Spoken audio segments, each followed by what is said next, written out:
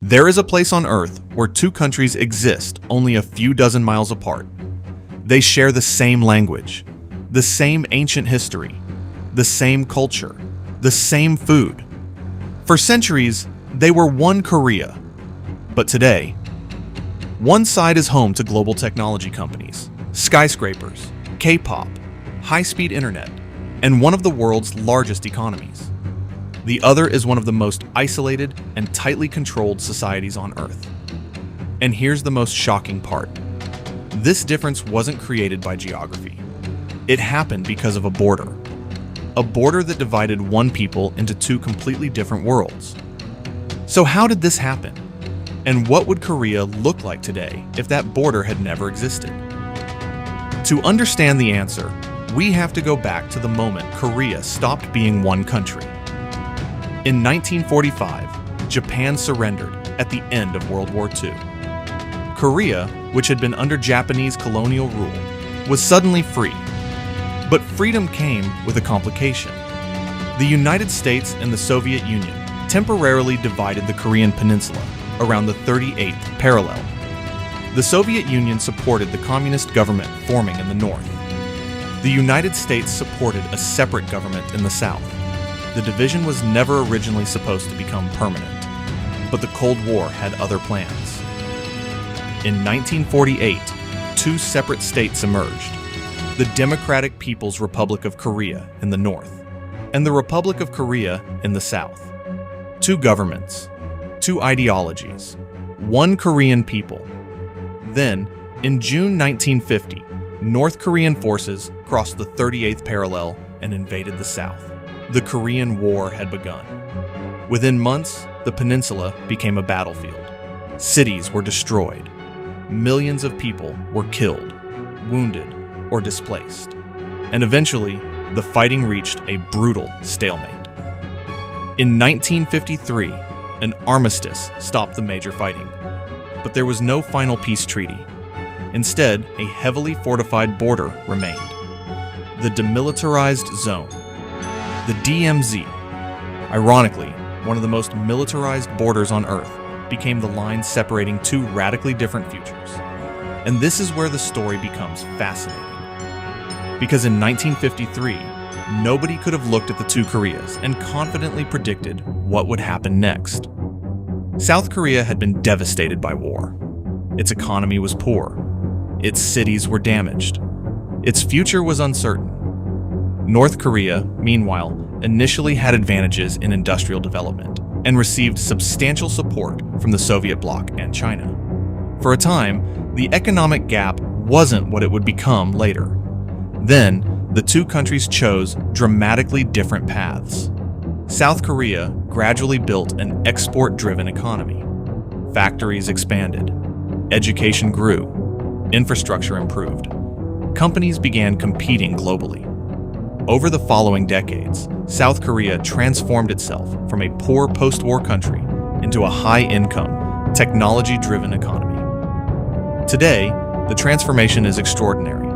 The World Bank reports that South Korea's economy produced about $1.88 trillion in GDP in 2024, with GDP per person around $36,239. And then there is Seoul.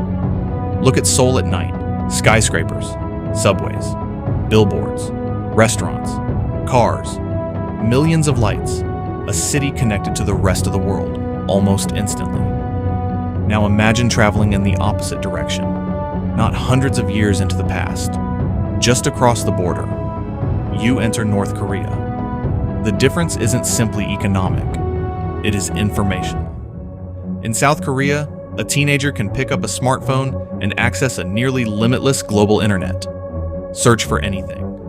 Watch videos from anywhere. Talk to people across the planet. Follow international news. In North Korea, ordinary citizens do not have normal access to the global internet. Many use a tightly controlled domestic intranet instead. Only a small elite has broader internet access. Information itself becomes something controlled by the state. Think about what that means. Imagine growing up in a country where you can see the outside world, but you cannot freely enter it. where foreign movies can become dangerous, where information from abroad can be treated as a threat, where even private communication may be monitored. Freedom House currently rates North Korea 3 out of 100 for political rights and civil liberties, and describes it as a dynastic totalitarian dictatorship with pervasive surveillance and severe punishment for political offenses.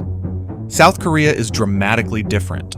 It has competitive elections, political opposition, civil liberties, and regular changes in political leadership.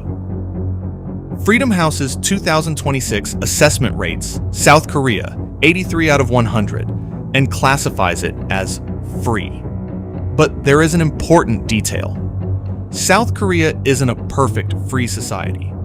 It has political conflicts, restrictions on certain forms of expression, corruption scandals, social problems, and ongoing debates about civil liberties. Its internet is also rated only partly free by Freedom House. Yet the contrast remains enormous. Because in the South, citizens can openly criticize their leaders. In the North, criticism of the ruling system can carry extraordinary consequences. And then there is the economy. South Korea became famous for companies such as Samsung, Hyundai, LG, and SK. Its products are sold around the world. Its ships cross international oceans. Its cars travel through cities on every continent. Its entertainment industry has become a global cultural force. Korean music, films, television dramas, and beauty products have reached audiences thousands of miles away. This wasn't an accident. South Korea connected itself to the global economy. North Korea chose a radically different model. Its economy became heavily controlled by the state and isolated from much of the global economic system. And the result is a strange contradiction. Two countries, same peninsula, same historical roots, similar language, yet radically different levels of access to wealth, information, technology, and personal freedom. But perhaps the most powerful difference isn't something you can see in a skyscraper. It's what happens inside a person's mind. Imagine being born in South Korea. You grow up seeing advertisements. You hear competing political opinions. You can search the internet. You can choose what music to listen to. You can travel abroad if you have the means and meet the legal requirements. You can criticize a president. You can vote. Now imagine being born north of the DMZ. Your world is defined by a government that controls almost every major source of information. The state dominates television and newspapers.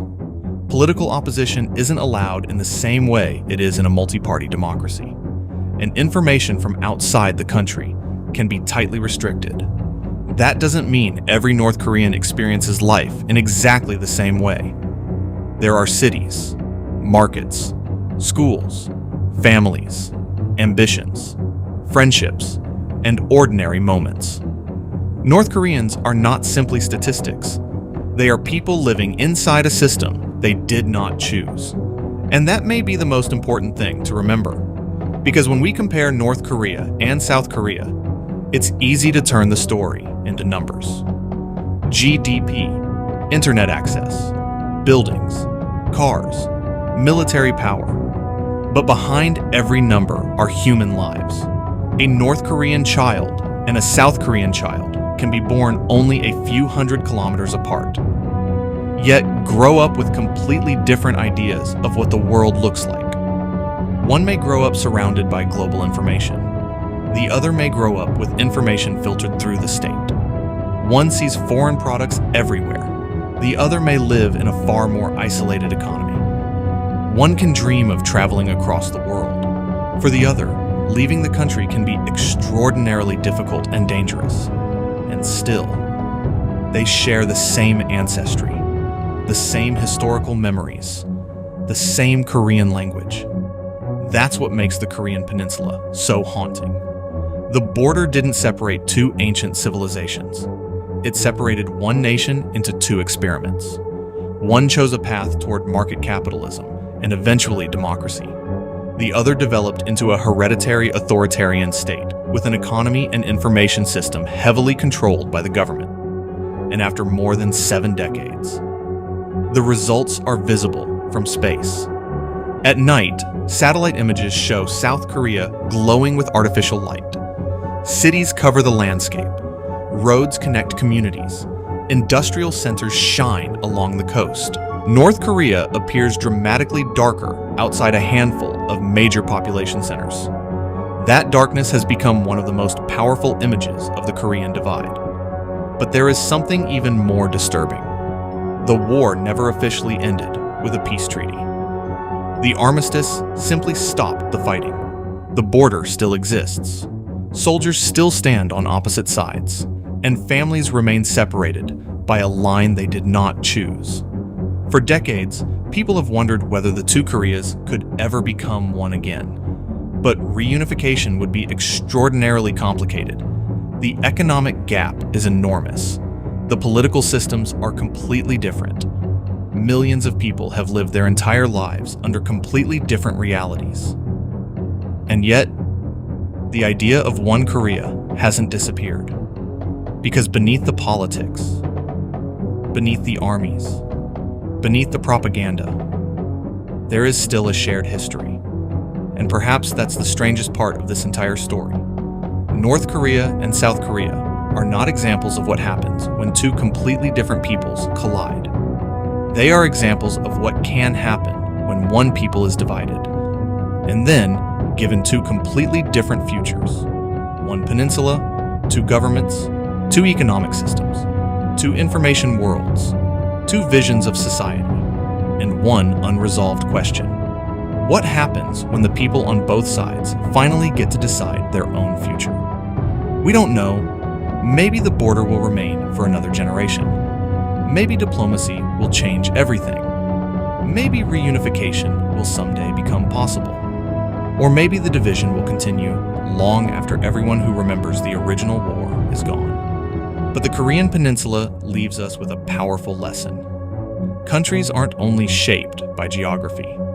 They are shaped by choices, by institutions, by leaders, by wars, by ideas, and sometimes by a line drawn across a map, a line that was supposed to be temporary, but became one of the most consequential borders in modern history.